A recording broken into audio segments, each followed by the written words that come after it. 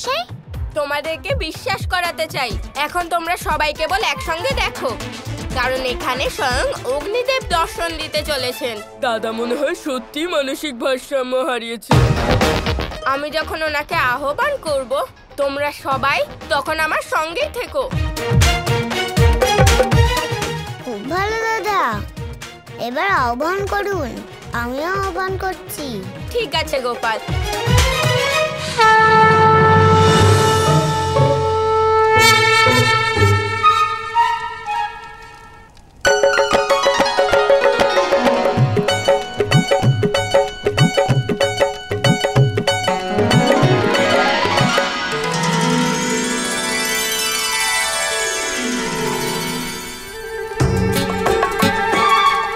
চলো চলো, তোমরা হাত জোড় করো। চলো চলো, আমরাও একটু চেষ্টা করি। অগ্নিদেব আমাদের দর্শন দিন। গোপাল, এটাই সঠিক সময় ওদের মনে ভগবানের প্রতি বিশ্বাস জাগানোর। অগ্নিদেবকে আহ্বান করো তুমি। অগ্নিদেব,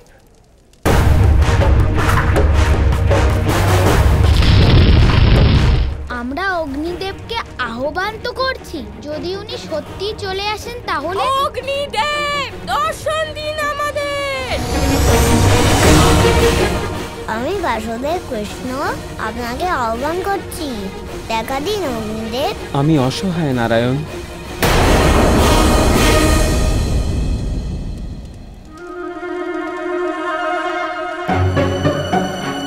প্রধান মশাইয়ের চিৎকারে অগ্নিদেব ভয় পেয়ে গেছেন।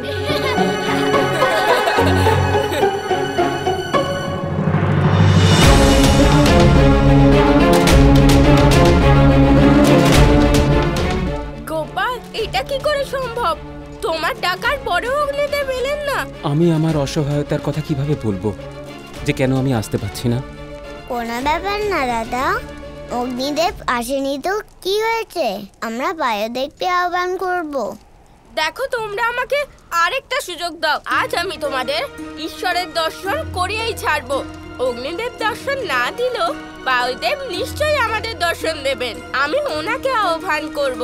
আজ আমি তোমাদের ঈশ্বরের দর্শন অবশ্যই করাবো। এবার তো প্রমাণ হয়েই গেছে যে দাদার এবারে বৈদ্য মশাইকে দরকার। আমরা জানি যে এটা অসম্ভব ব্যাপার, তাও তোমার আচরণ দেখে খুব মজা হচ্ছে। চলো এবার দর্শন করাও। গোপাল, এবার তো এদেরকে দর্শন করাতেই হবে। আমার মান বাঁচিও। ঠিক আছে দাদা। বায়ুদেব, বলরাম আপনাকে আহ্বান করছে, দর্শন দিন। গোপাল, এবার তুমি বায়ুদেবকে আহ্বান করো। বায়ুদেব, আমি আপনাকে আহ্বান করছি, দর্শন দিন।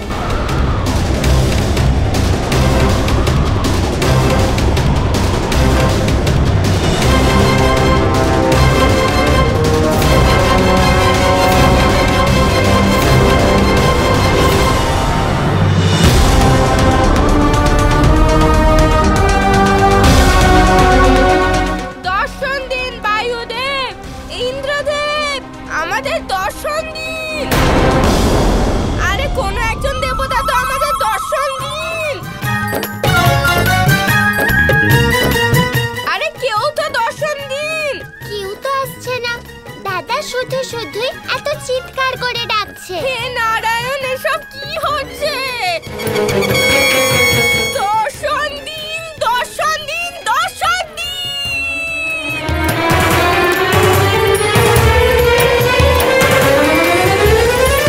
গোপাল, তুমি ভগবানের অস্তিত্বকে নয়, বরং এদের সামনে আমাকে মূর্খ প্রমাণ করছো।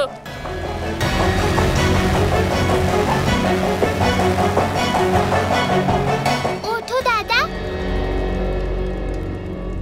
দাদা, তোমার কি হয়েছে? তুমি বিশ্বাস করছো না কেন যে মেলায় যা যা চমৎকার হয়েছে তা গোপাল করেছে? তুমি কি গোপালকে হিংসা করছো? গোপালকে হিংসা? তাও আমি করব? এসব কি কথা বলছো তুমি? দাদা, তুমি এখন বিশ্রাম করো, তোমার বিশ্রামের প্রয়োজন। আমরা এখন আসি। এই মেয়েটাকে তো আমি ছাড়বই না। আর আমি কেন বা হিংসা করব গোপালকে? সন্দেহ হন দাদা, আমি কিছু ভাবছি। এখনকার মতো ওদের যেতে দিন। কিন্তু এটা কি করে সম্ভব গোপাল? তোমার আহ্বান করার পরেও ঈশ্বররা এলেন না? কারণ ওনারা সকলে এগিয়ে আছেন, আর এটা মহাদেবের লীলা। মহাদেবের লীলা? আপনারা সবাই আমার কথা শুনলেন, তাই আপনাদের অসংখ্য ধন্যবাদ। মহাদেব, আমরা তো সবাই আপনার কথা শুনলাম, কিন্তু নারায়ণের কি হবে? উনি রুষ্ট হলে তো নতুন সমস্যার সৃষ্টি হবে। আপনি চিন্তা করবেন না ইন্দ্রদেব, আরাধ্য আপনাদের উপর রুষ্ট হবেন না। ঠিক আছে মহাদেব, আমাদের অনুমতি দিন।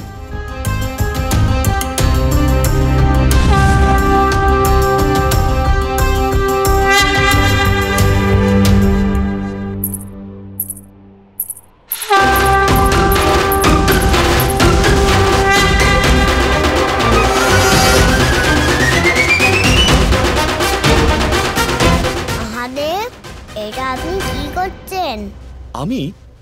আমি তো কিছুই করিনি আরাধ্য। তাহলে আমার আহ্বান করা সত্ত্বেও আপনি সবাইকে আটকে রেখেছেন কেন? দেখুন আরাধ্য, আপনার বন্ধুরা ভগবানকে বিশ্বাস করে না, তাহলে আমরাই বা কি করতে পারি? আপনার বন্ধুদের বিশ্বাস করানো আপনার দায়িত্ব তো, তাই না? সেই জন্য আমি সিদ্ধান্ত নিয়েছি যে অন্য কেউ যাক বা না যাক, আমি তো যাব না। লীলা করতে আমি এসেছি, কিন্তু আমি ছাড়া বাকি সবাই লীলা করতে ব্যস্ত। যদি এমন হয় তাহলে ঠিক আছে, আমি তো দলকে বিশ্বাস করানোর জন্য এসব করছিলাম।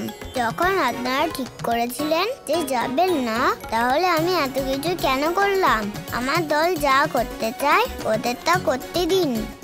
ওরা এটাই বিশ্বাস করুক যে ভগবানের কোনো অস্তিত্ব নেই, গণেশেরও কোনো অস্তিত্ব নেই।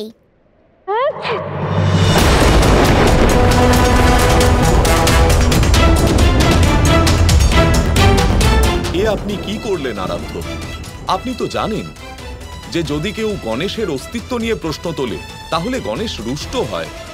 ও এখনো বালক, এই বিষয় নিয়ে ও এমনিতেই চিন্তিত। আপনি ওকে আরো বেশি চিন্তামগ্ন করে দিলেন। আমি বালক না, যেমন বিঘ্ন হরণ করতে পারি, বিঘ্ন সৃষ্টিও করতে পারি।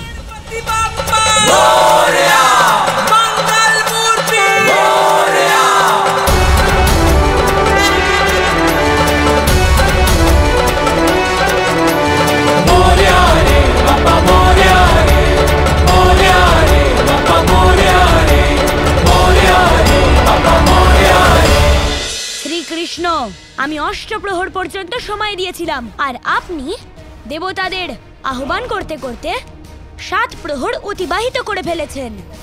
এখন আপনার হাতে মাত্র 1 প্রহর রয়েছে, আর এইটুকু সময়ের মধ্যে আপনি কেবল আমার বৃন্দাবনে যাওয়ারই ব্যবস্থা করতে পারেন। বলুন কি বলার আছে? আমি কি যাব বৃন্দাবনে? চিন্তা করবেন না গণেশ, আমি অবশ্যই কিছু একটা করবো।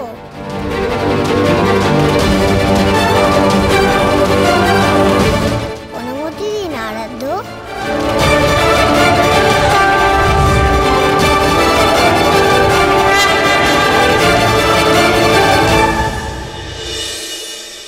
অগ্নিদেব, দর্শন দিন! মহাদেব, দর্শন দিন! হে নারায়ণ, দর্শন দিন! কেউ একজন তো দেখা দিন। প্রধান মশাইয়ের অভিনয় দেখে খুব আনন্দ পেয়েছি। হ্যাঁ, ঈশ্বরের অস্তিত্ব প্রমাণ করতে গিয়ে নিজেকে মূর্খ প্রমাণ করলো।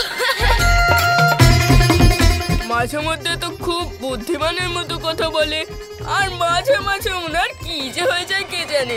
দাদা এখনো এটাই বুঝতে পারেনি যে যেমন ভূত হয় না তেমন কোনো ঈশ্বরও হয় না। কোনো ব্যাপার না, উনি শীঘ্রই জানতে পারবেন। হ্যাঁ বৃন্দা, ততক্ষণ তাকে ভগবানের অস্তিত্ব প্রমাণ করার জন্য চেষ্টা করতে দেওয়া হোক। হ্যাঁ, এবার আমরা যখনই বলরাম দাদাকে ডাকতে যাব তখনই এইভাবে ডাকবো, বলরাম দাদা দর্শন দিন, বলরাম দাদা দর্শন